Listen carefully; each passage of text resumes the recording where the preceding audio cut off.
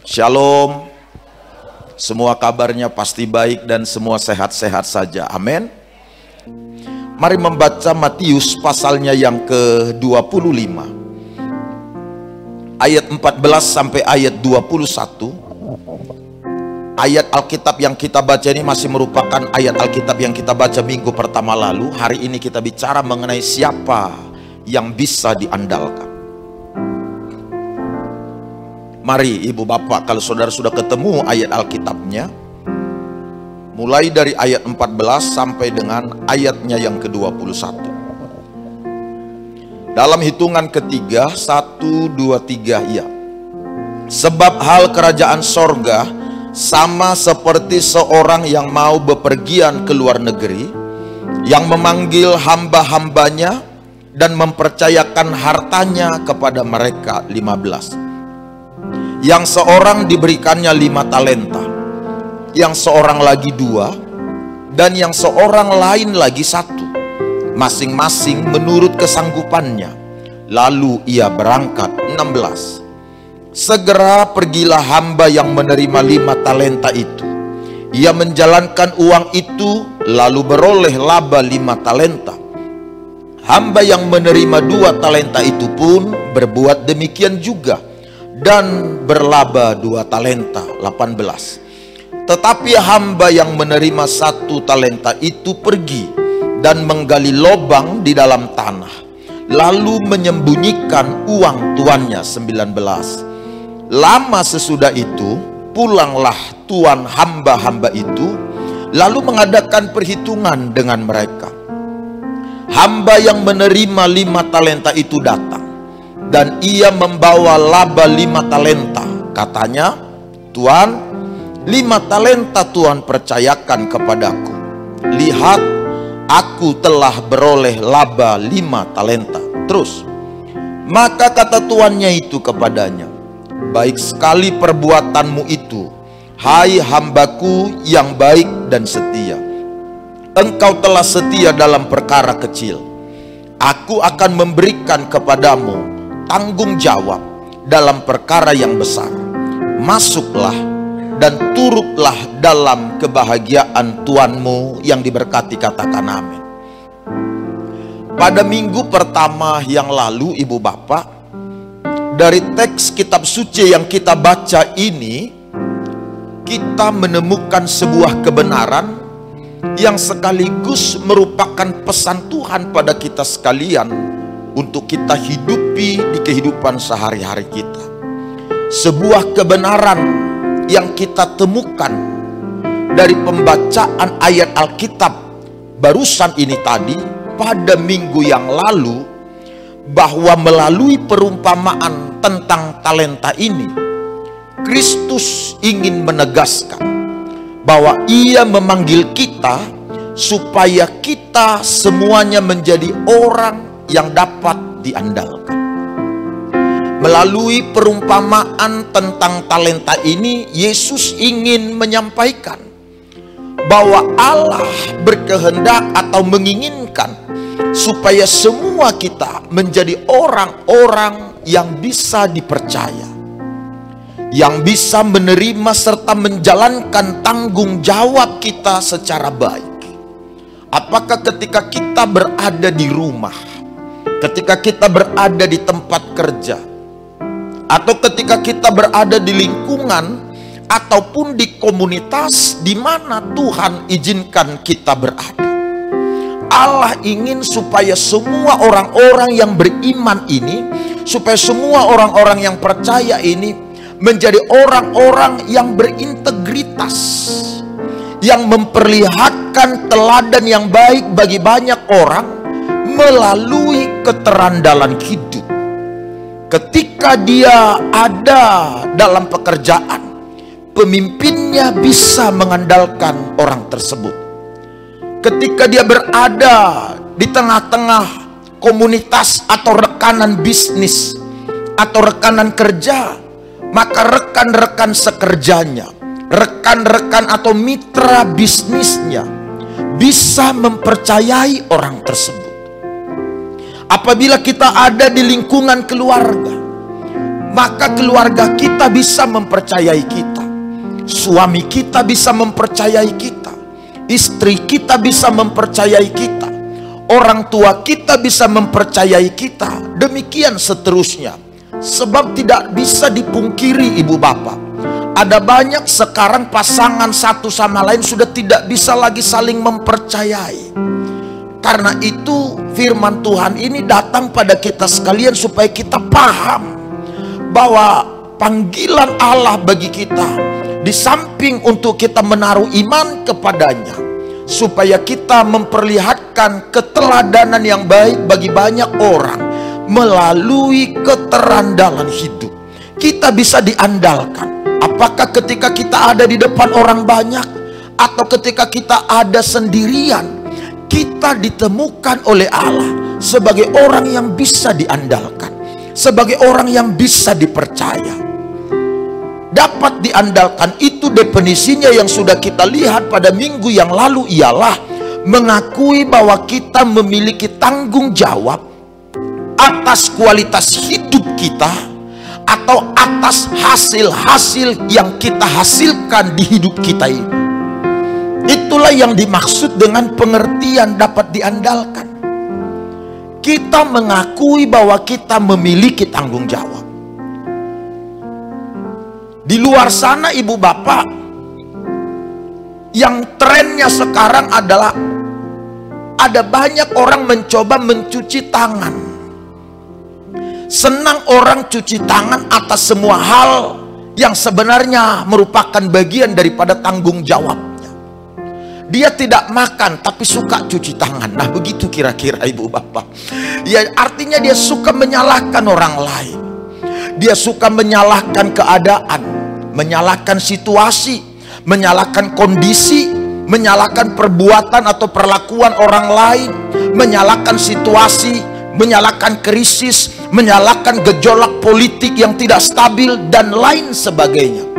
Orang-orang sangat terampil dalam menemukan atau melihat kesalahan-kesalahan, lalu mencari atau menjadikan kesalahan tersebut menjadi alasan kenapa posisinya belum berubah, kenapa dia tidak menjadi orang yang dipercaya, kenapa dia tidak melihat hal-hal baik datang di hidupnya, tidak melihat hal-hal besar masuk di hidupnya.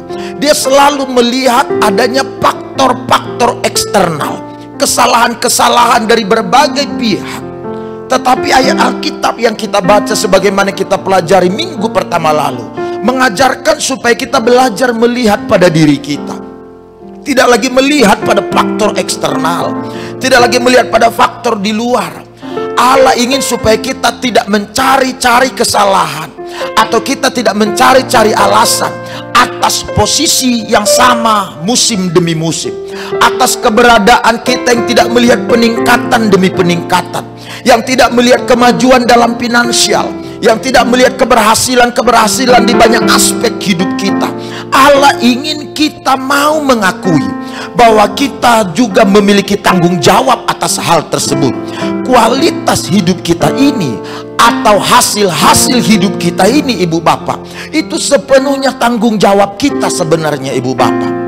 Tidak ada satu tangan pun yang bisa menahan kita untuk mengalami hal-hal besar sebenarnya. Tidak ada satu kekuatan apapun yang bisa menahan kita untuk tidak mengalami kemajuan-kemajuan. Pendek kata, hidup kita ini, masa depan kita ini, keberhasilan kita atau kegagalan kita, semua itu ada di tangan kita. Kitalah yang menjadi penentunya. Makanya kepada bangsa Israel, Musa bicara kepada mereka. Melalui Musa Allah ngomong kepada bangsa itu, aku memanggil langit dan bumi menjadi saksi. Hari ini kepadamu kuperhadapkan berkat dan kutuk, kematian dan kehidupan.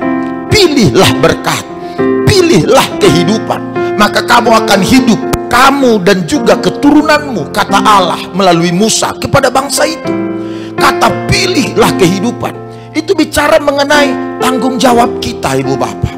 Kita memiliki tanggung jawab atas kehidupan kita, kehidupan generasi kita, bahkan kehidupan di hari-hari yang akan datang. Karena itu berhentilah anak-anak Tuhan mencari-cari alasan melihat-lihat kesalahan orang lain, atas apa yang tidak kita alami, atas kemajuan-kemajuan yang belum terjadi, dan lain sebagainya. Terampil menemukan alasan atau terampil mencari alasan tidak akan mengubah posisi kita, ibu bapak.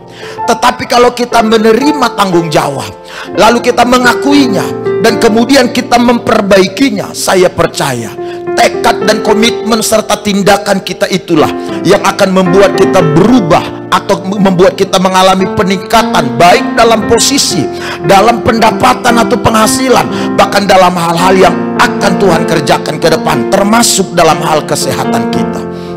Nah, karena itu ibu bapak, topik dapat diandalkan ini merupakan hal yang sangat relevan pada hari-hari ini untuk dipelajari, didalami oleh anak-anak Tuhan. Sebab cenderung sekali orang-orang lebih mementingkan dirinya sendiri, bahkan ingin mendapatkan keberhasilan secara instan, padahal itu tidak pernah dicatat dalam kitab suci kita. Kalau kita dapat diandalkan, bisa dipercaya, maka inilah yang akan menjadi alat yang melompatkan saudara lebih cepat di tempat di mana Allah merancang saudara sejak dari semula. Nah, setelah kita bicara panjang lebar mengenai dapat diandalkan di minggu pertama, maka pada hari ini pantaslah kalau kita mengajukan sebuah pertanyaan untuk mendalami pemahaman kita tentang topik dapat diandalkan ini, supaya kita tidak sekedar abstrak atau tidak sekedar diberikan pengetahuan, tetapi kita tidak mengerti bagaimana kita bisa tiba di sana, bagaimana kita bisa berada di sana. Karena itu saya mengajak kita pada hari ini melihat bagaimana ciri orang yang dapat diandalkan itu. Seperti apa kehidupan orang yang bisa dipercaya yang dimaksud dalam konteks perumpamaan yang kita baca ini. Bagaimana saya dan saudara bisa berada di level orang yang dapat diandalkan sebagaimana yang dikehendaki oleh Tuhan melalui pengajaran perumpamaan talenta ini. Saya akan membagikan kepada kita 2 poin yang merupakan ciri dari orang yang disebut sebagai orang yang dapat diandalkan. Setelah saudara melihat 2 ciri ini, saya mengajak saudara untuk bisa menyesuaikan dengan ciri-ciri tersebut.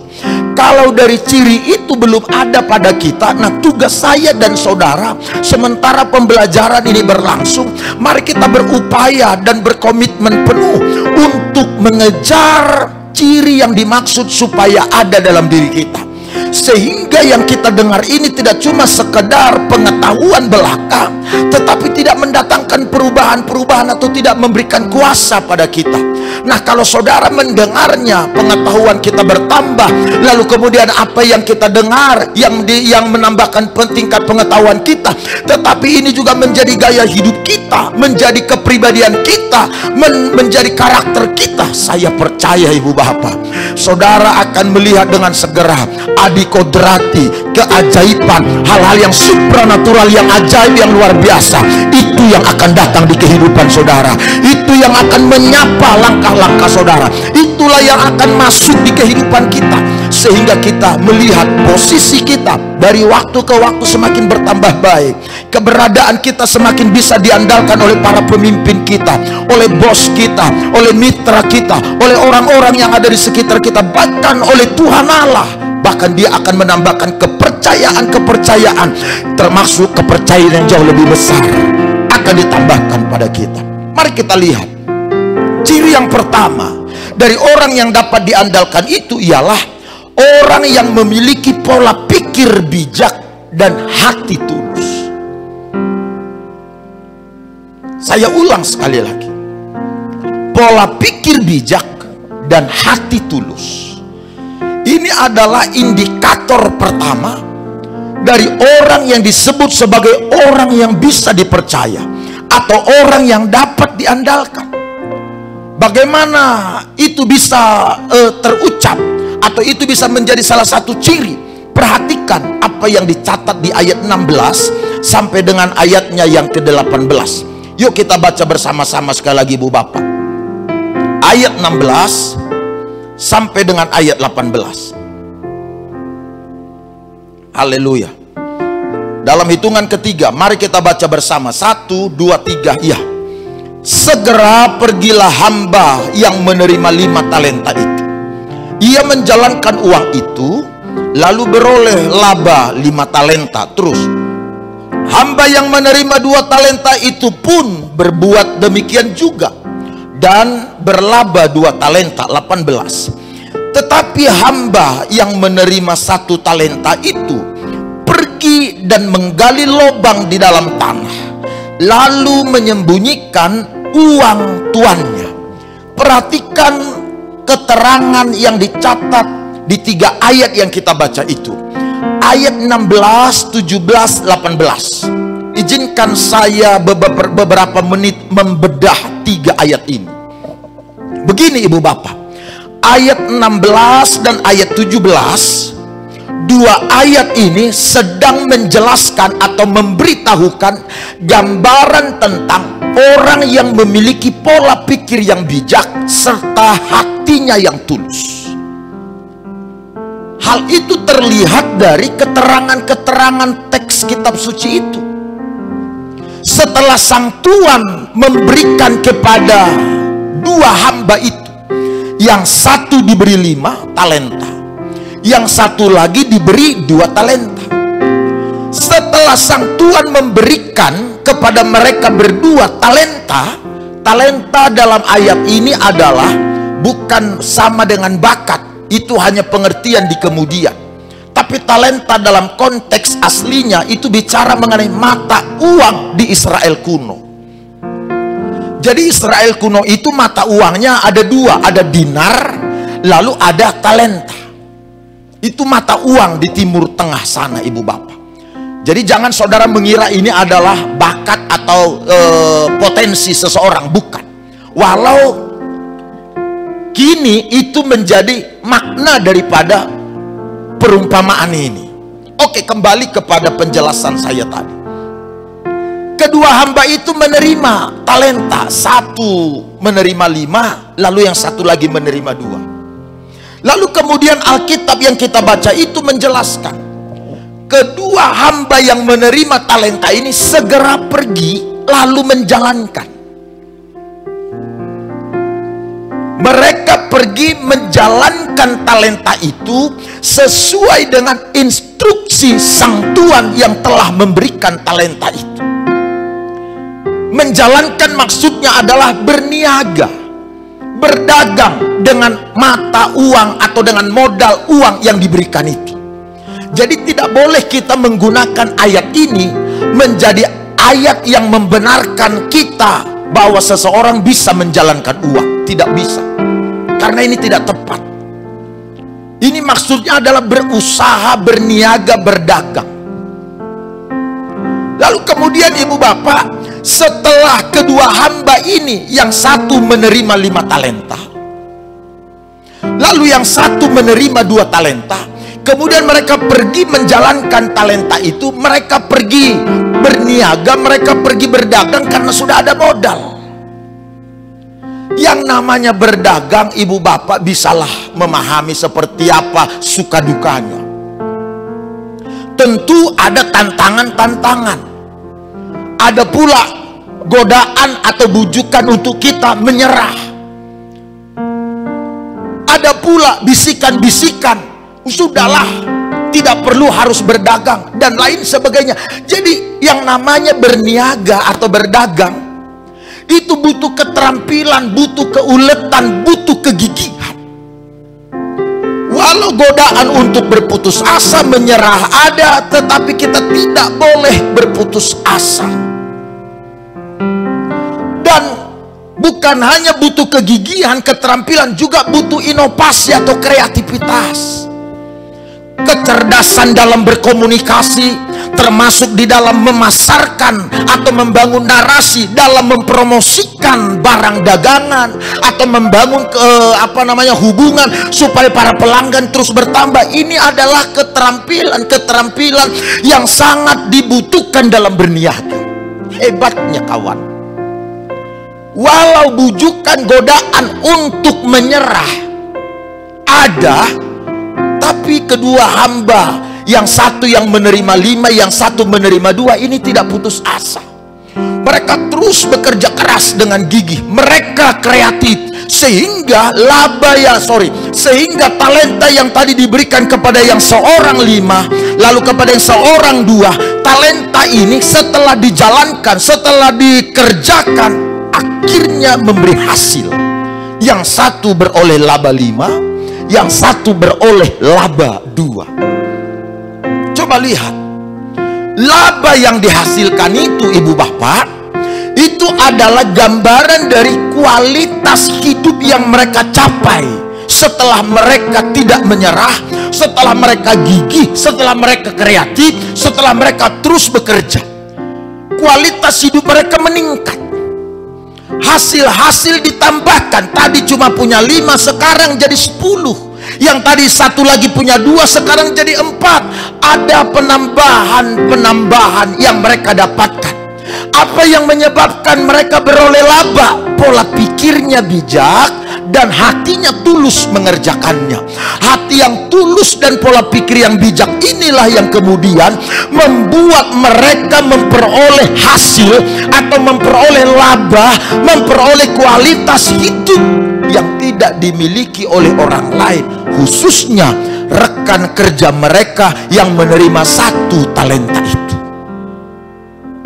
Beda dengan hamba yang menerima 1 talenta. Bedanya di mana? Dengar ibu bapak.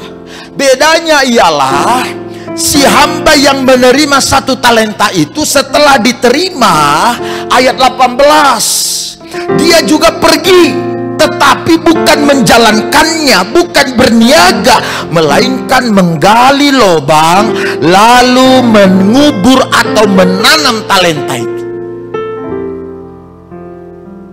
Tahu ibu bapak, hamba yang menerima 1 talenta ini adalah gambaran dari orang yang tidak memiliki pola pikir bijak serta hati yang tulus. Dari mana kita tahu? Terkonfirmasi dari keterangan yang disampaikan di ayat 24 dan 25. Coba kita baca dulu sebentar ibu bapak. Ayat 24 sampai 25. Ini saya masih sebatas menjelaskan teks yang kita baca. Ayat 24 dan 25. Haleluya. Bersama 2, 3, ya.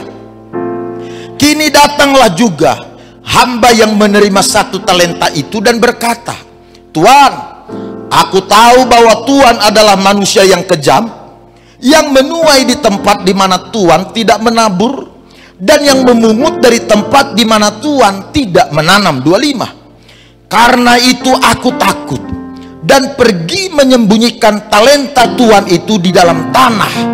Ini terimalah kepunyaan Tuhan. Perhatikan baik-baik kalimatnya ibu bapak. Alasan kenapa hamba yang menerima 1 talenta itu tidak mengelolanya, tidak menggunakannya untuk berniaga, alasannya ialah karena dia berpikir dalam hatinya, Tuhan yang memberikan talenta ini adalah Tuhan yang jahat, Tuhan yang kejam. Dia adalah Tuhan yang memungut dari tempat dia tidak menanam, katanya, menuai di tempat dia tidak menabur. Jahat Tuhan ini, makanya dia tanam. Tahu ibu bapak, pola pikirnya serta keadaan hatinya tercermin dari keterangan ayat 24-25 itu, bahwa orang ini tidak bijak dan tidak tulus. Orang ini mengira atau orang ini was-was akan keberadaan tuannya. Orang ini berburuk sangka akan tuannya. Dia berpikir dia ini Tuhan yang jahat, dia ini Tuhan yang kejam, dia ini Tuhan yang bengis dan lain sebagainya. Semua itu bergolak di hatinya, di pikirannya. Kenapa bergolak? Karena tidak tulus tadi ibu bapak. Kenapa dia tidak menjalankan tetapi menanam talenta itu? Karena pola pikirnya tidak bijak. dia tidak bersangka baik pada semua orang, termasuk pada pemimpinnya, dan saya yakin juga tidak bersangka baik pada dirinya sendiri. Itulah yang kemudian menyebabkan orang yang menerima 1 talenta ini, dalam pandangan sang tuan setelah dia kembali dari luar negeri lalu meminta pertanggungjawaban, kesimpulan sang tuan tentang yang satu ini jahat. Dengar ibu bapak, saya ingin saudara paham di sini.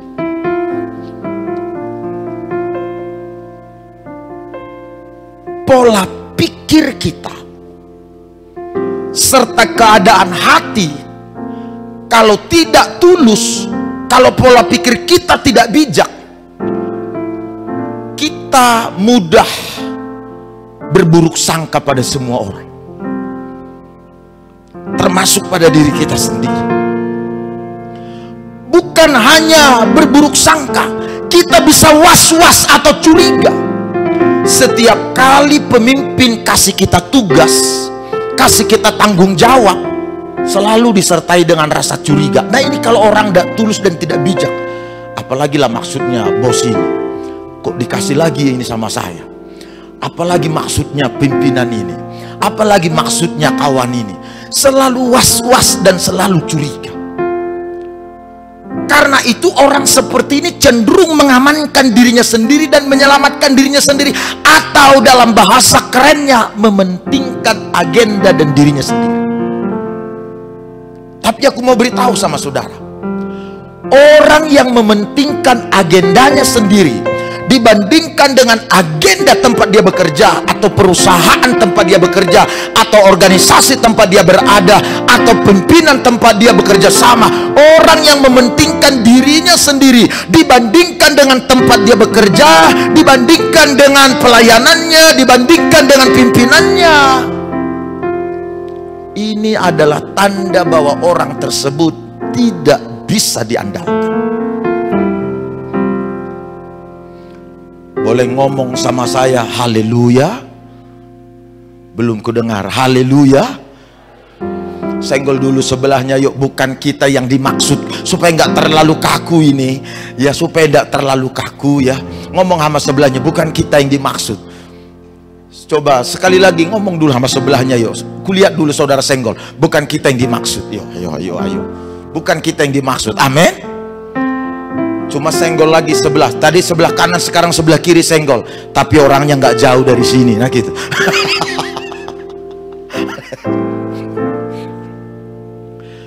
Jadi kebenaran yang kita pelajari dari sini, tidak ada indikasi yang lebih sederhana yang menjelaskan apakah seseorang ini bisa diandalkan apa tidak, kecuali pola pikirnya bijak dan hatinya tulus.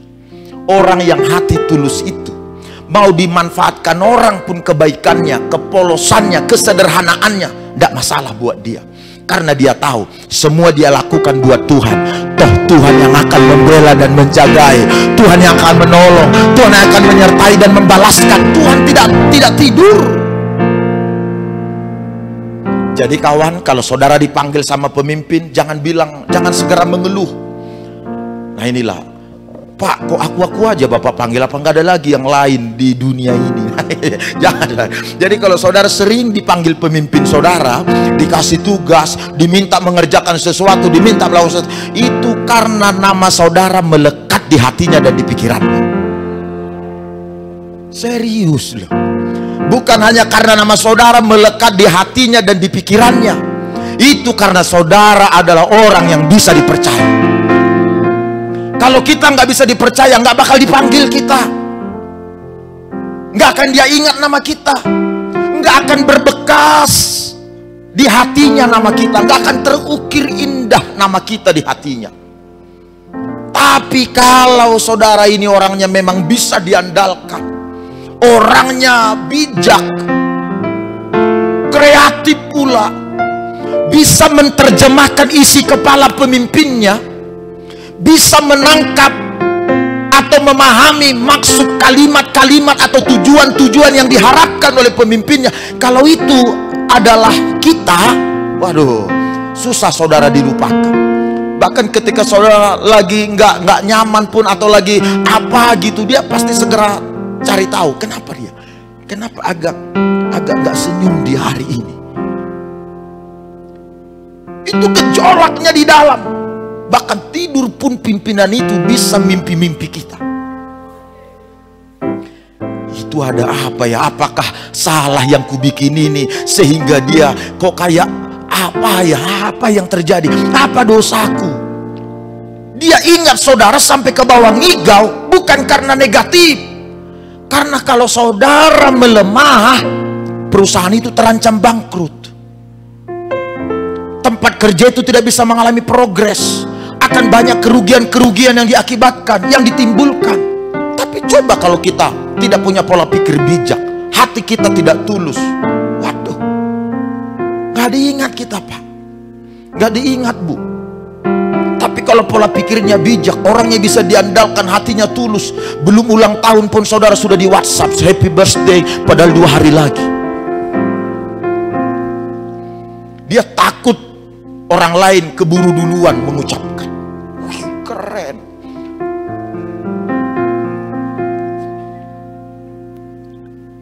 Sebuah perusahaan media cetak satu waktu mengutus wartawannya untuk meliput berita pertandingan olahraga ternama di kotanya.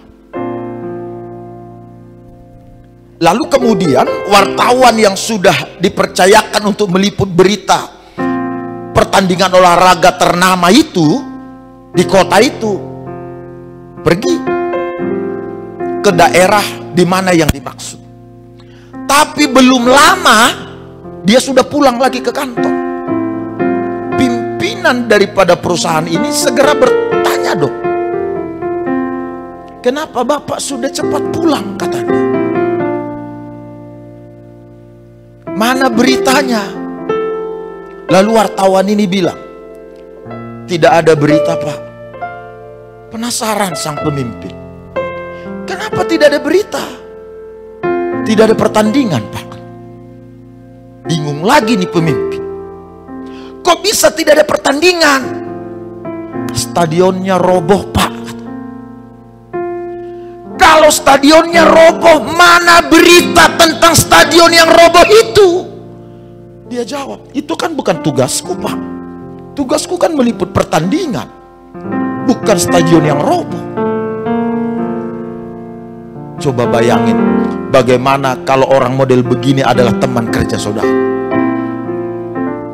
Saya nggak tahu saudara pernah lihat, pernah dengar, atau pernah ketemu, atau pernah bersama dengan orang yang kayak begitu tuh. Sangat nyebelin banget itu, nggak begitu. Ih, pengen kita tindu saja itu kan, pengen kita blender. Sangat menjengkelkan kan, sangat nyebelin, nggak bijak gitu loh. Walau tugas meliput berita pertandingan, hanya karena tidak jadi pertandingan sebab roboh stadion itu. Lah kalau dia bijak, lah inilah diliputnya, lah inilah difotonya, minimal selfie kayak dia di situ, iya kan? Lalu diberitahu, Pak, tidak jadi pertandingan. Ini nggak ada apapun. Dia bilang, saya kan ditugaskan meliput berita pertandingan. Mungkin inilah yang disebut dengan poltak itu. Polos tapi tak berotak. Mungkin ini itu gambarannya. Kadangkala begitu menyebalkan dan menjengkelkan kalau pola pikir kita tidak bijak, kalau hati kita tidak tulus.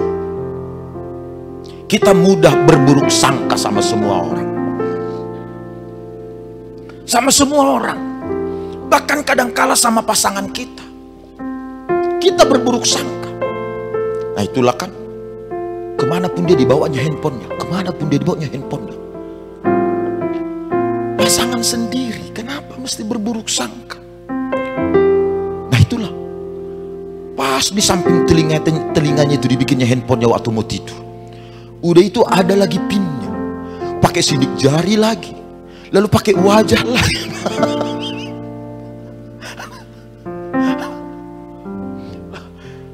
Saya salah satu orang sebenarnya. Saya sih ya, ini kalau saya, nggak tahu yang lain. Ada banyak beredar di medsos itu agak berbeda dengan saya. Orang itu karena pasangan suami istri ya baiknya terbuka aja semua gitu. Nggak perlu ada yang ditutup-tutupin, diganggu. Nggak perlu handphone pakai pin atau apa. Kalaupun pakai pin bisa saja dibuka. Sebenarnya nggak salah juga begitu. Tapi intinya yang paling inti atau yang paling esensi sebenarnya adalah berhentilah berburuk sangka. Kalaupun nggak pakai pin handphone saudara, kalau kita memang di dalamnya berburuk sangka, terbuka pun handphone itu tetapnya curiga kita. Curiga kita. Nah itulah kan, udah jam segini belum pulang dia, kemana lah itu. Makanya sampai ada nyanyian itu diciptakan. Jangan kau salah menilaiku.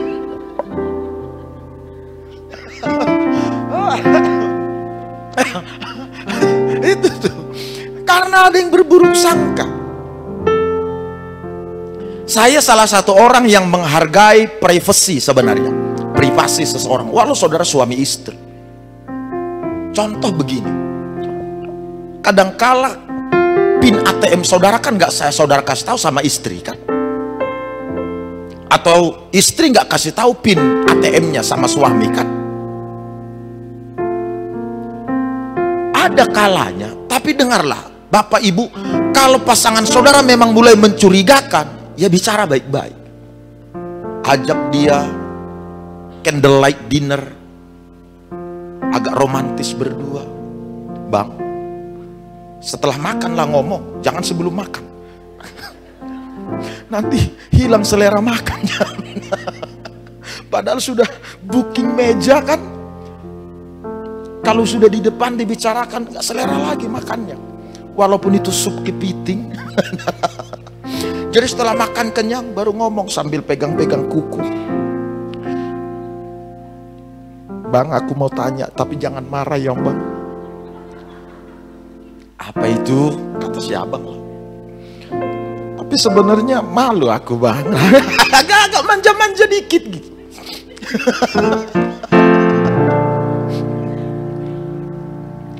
Lalu dia bilang, enggak apa-apa, enggak marah. Janji ya bang ya?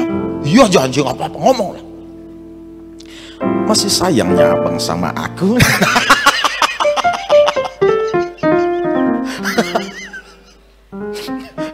Begitu simpelnya, masih cintanya abang sama aku nih. Coba lihat, itu kalau saudara mulai curiga. Candlelight dinner, makan, habis makan ngomong, masih sayangnya abang sama aku. Coba lihat reaksinya. Pasti seperti teman yang saya itu. Dia pasti segera peluk saudara. Adik, ibarat handphone. Abang handphonenya, kamu kartunya. Jadi hidup kita tak terpisahkan.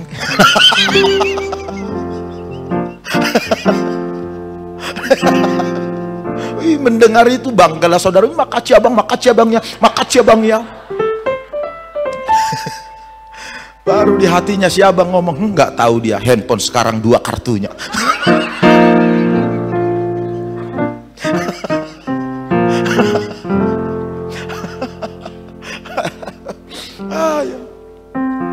Di sini nggak ada 2 kartu kan?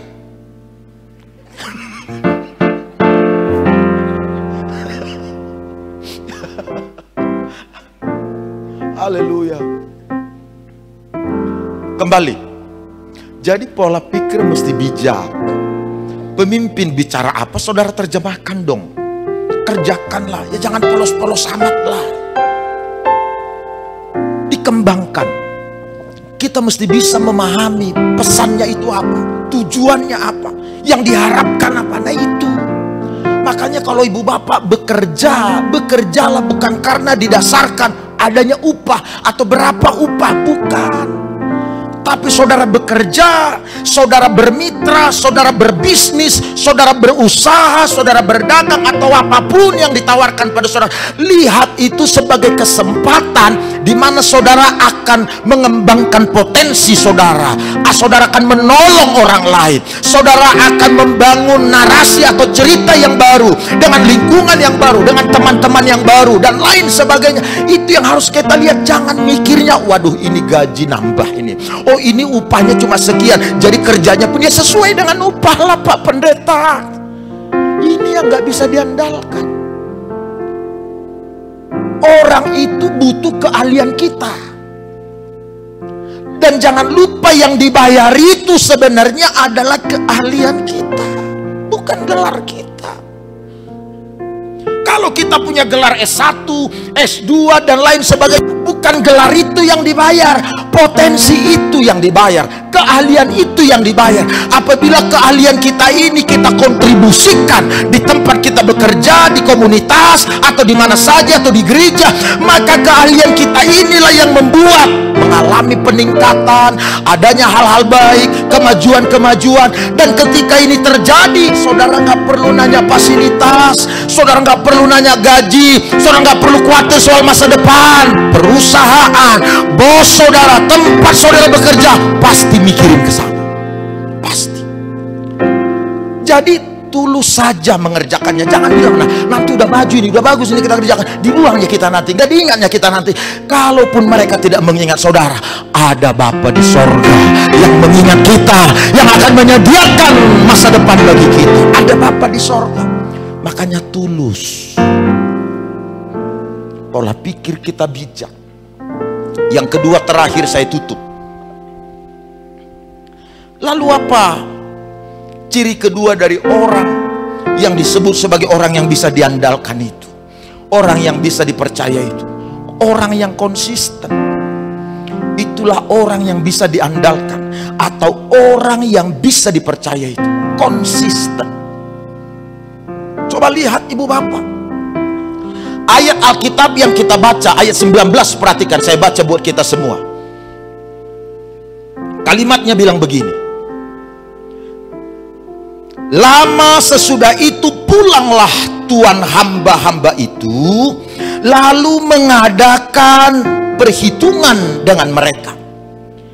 Ada kata lama sesudah itu, artinya setelah sang tuan memberikan mereka talenta, modal untuk berniaga, ada butuh sekian waktu untuk kemudian mereka mempertanggungjawabkan apa yang sudah dipinjamkan atau dimodalkan mereka ini. Lama sesudah itu. Lalu kemudian ayatnya yang ke-20 dan 21 memberitahukan informasi yang lebih lengkap. Setelah sekian lama, ternyata yang menerima 5 dan 2 talenta datang memberikan pertanggungjawaban. Tadi Tuhan beri 5, sekarang berlaba 5. Ini dia. Aku Tuhan beri 2, sekarang ada laba 2. Ini dia. Dengar kawan, kenapa mereka beroleh laba? Karena orang yang menerima talenta ini konsisten mengerjakannya, konsisten menjalankannya. Lama sesudah itulah baru ada laba, baru ada hasil, baru ada keuntungan, baru tampak kualitas yang berbeda itu. Jadi jangan berharap untuk tiba di puncak dalam satu malam. Gak bisa. Perjalanan menuju puncak keberhasilan itu seperti menaiki anak tangga pendakian gunung. Jadi kita nggak bisa berlari begitu cepat, harus menapakinya setapak demi setapak. Karena itu dibutuhkan konsisten ibu bapak.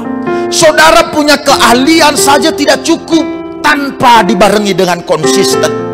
Saudara punya keterampilan, punya bakat hebat, itu bagus. Tapi saudara punya bakat hebat tapi tidak konsisten menjalankannya. Saudara tidak dibarengi dengan kedalaman karakter yang membuat saudara bisa tetap maju bertahan. Walau barangkali saudara lelah, saudara capek, saudara sedang galau, saudara sedang mengalami situasi yang genting. Tapi semua situasi dan keadaan berat dan genting itu tidak mengurangi kualitas kinerja saudara, itu tidak mengurangi stabilitas semangat saudara. Saudara tetap berkomitmen menjadi pemberi solusi di tengah semua situasi dan keadaan seperti apapun. Itu yang namanya konsisten. Inilah yang akan menibakan kita pada posisi bisa dipercaya.